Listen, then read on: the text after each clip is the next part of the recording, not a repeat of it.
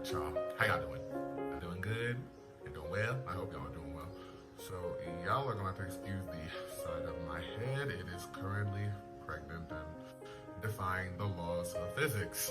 So, there is that. This is going to be a short video. I say short. I don't know what short is to y'all. But it's just going to be me talking about myself a little bit. So, yeah, we'll see where that goes. And just a heads up, y'all gonna hear a cuss word from time to time. I'm 26, and I'm 26. I say what I want. Okay, so let's start. So, a little about me. My name is Marcus Alexander. I am 26 years old, and I will be graduating in May with a bachelor's.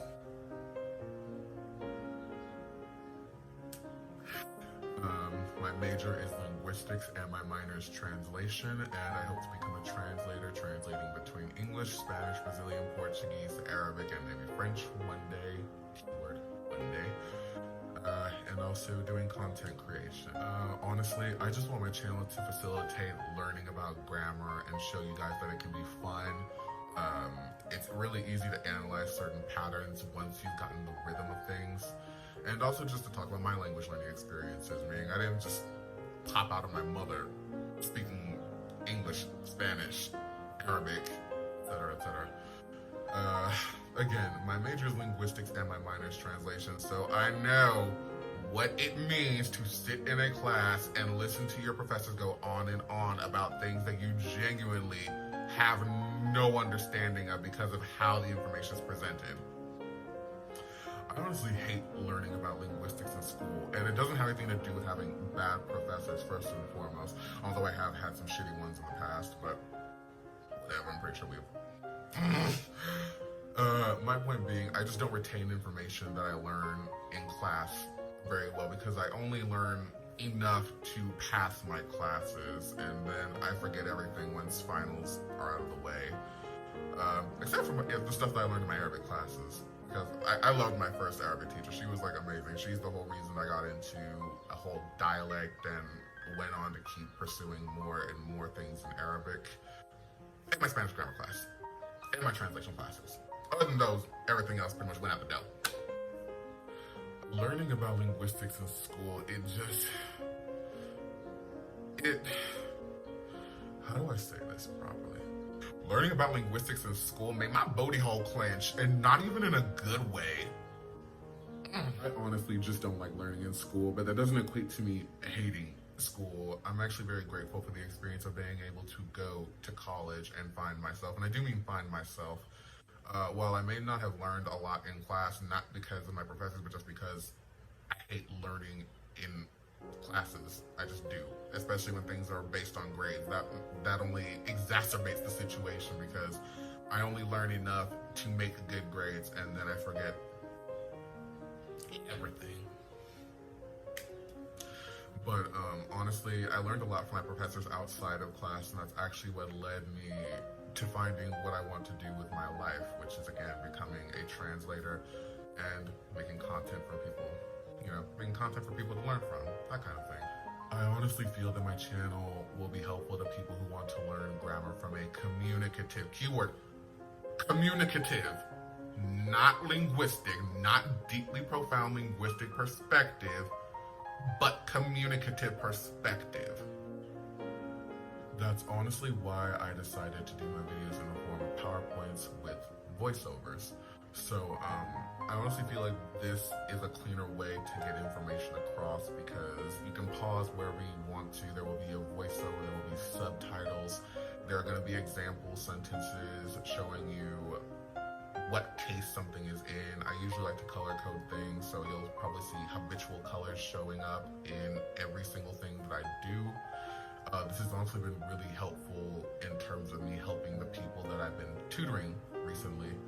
And tutoring has taught me a lot in terms of how it takes more intelligence to facilitate something very complicated, meaning that you don't need to show you're intelligent by overcomplicating things.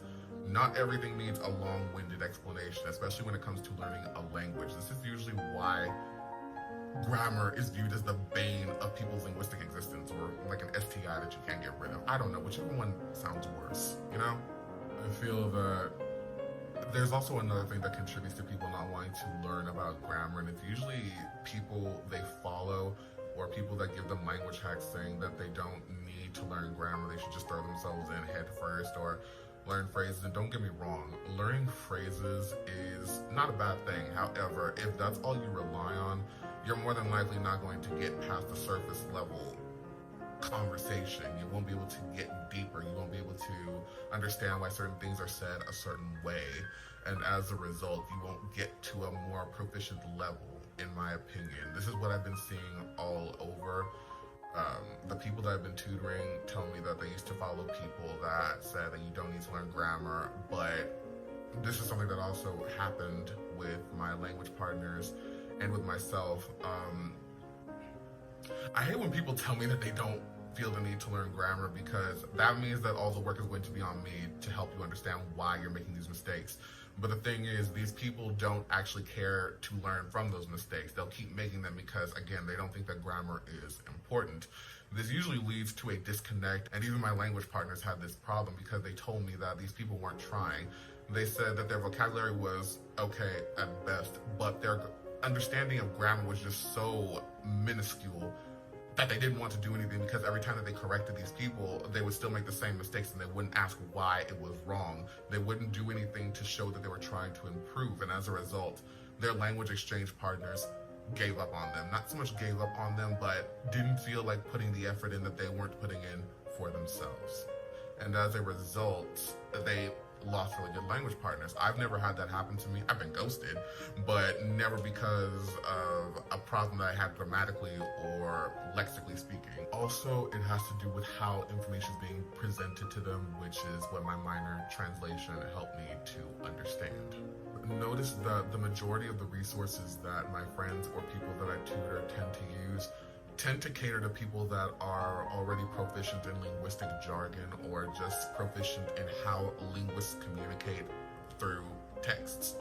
And as a result, the information tends to go over their heads because it's not written in a way that's perceived as understandable to them. Now, to give you a visual aid, this is the equivalent of me sitting through the majority of my classes in school, looking smack dab at my professors, listening to them speak. Keyword, I am listening. But the words coming out of their mouths equate to bricks smacking dead into my forehead. Like there's no tomorrow. Meaning I am listening to everything that they're saying. I am waiting for explanations on words that they are not explaining to me that they think that I should inherently know. And as a result, their words are like bricks smacking into the front of my skull.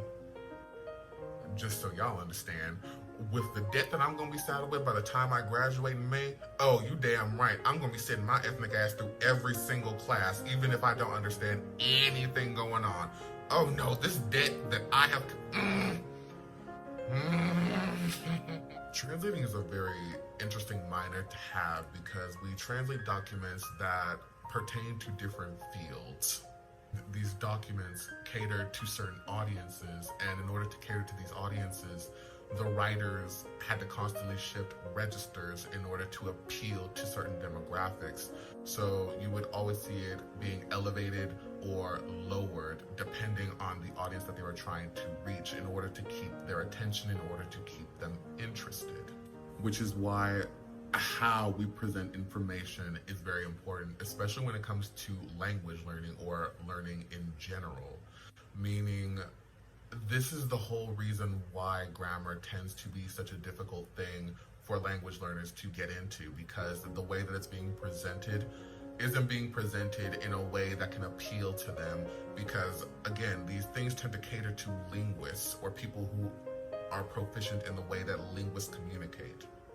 Honestly, this is the reason why I got into grammar when I did, because when it was presented in a way that appealed to me, I was able to get a grasp on it and I became obsessed with it. The thing was, this happened while I was studying Serbian, which I sadly no longer remember anything of, but it's also what led me into understanding grammar better, which helped me learn languages faster because I was able to analyze better. I was able to conceptualize and predict things better. And this is what led me to tutoring, and this is what led me to attempting to make a YouTube channel in order to facilitate learning about grammar. And when you facilitate learning grammar, logically speaking, there's nothing left to do but keep building on that foundation, and eventually you'll get to a point where you no longer have to worry about grammar. And I do mean that. There is a point where I do believe passive learning happens, not in the beginning, but towards getting to, I want to say, like maybe an intermediate or a high intermediate point. And then there's nothing left to do but just keep building on your vocabulary and keep learning things that are maybe more colloquial or more elevated in terms of register, things along those lines. Now, in terms of how I tutor, as you've seen in my PowerPoints, I don't tend to give long-winded explanations. And as a result, my tutoring sessions tend to fly by. So what happens is, I don't usually start from scratch. Usually when I tutor people, they already have some kind of idea of what they want to go over, and we go from there. They'll ask me about a certain grammatical point. I give them a direct answer, and what happens is they're so surprised at how simple it is. And I give them examples to go with this. I do whatever I can to make sure that they have some kind of visual aid. And then there's nothing left to do but practice speaking, practice writing. And they get so excited when they get these grammar points, when they see that grammar isn't really a complicated thing, but the way that it's presented is what was affecting their understanding of it. And honestly, that's what makes me so happy in terms of being a tutor. You know, I don't say that I'm a teacher, but I do feel like I'm a tutor. And honestly, I love it. I didn't think that I would, but it's honestly grown on me. So I'm hoping to use YouTube to, I want to say, branch out and tutor more people, or just facilitate learning grammar and show you guys that it can be really easy, it can be fun, if it's presented to you in the right way. Now, I'm not saying that my way is perfect. I'm not saying that it's going to appeal to everybody, but I do feel like it will appeal to more people than I may even know about.